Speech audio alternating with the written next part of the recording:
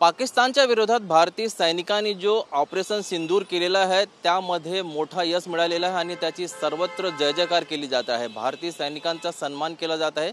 मात्र भारतीय रेल्वेतर्फे भारतीय सैनिकांचा जो सन्मान आहे एक अत्यंत आगळा वेगळ्या प्रकारे केला जात आहे।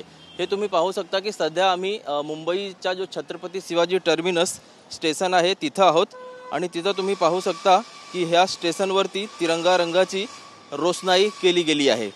ह्याचं कारण असं आहे की ऑपरेशन सिंदूरमधील भारतीय सैन्याचा अदम्य धैर्य आणि शौर्याचा सन्मान करण्यासाठी देशभरातील रेल्वे स्थानकावर विद्युत रोषणाई करण्यात आली आहे।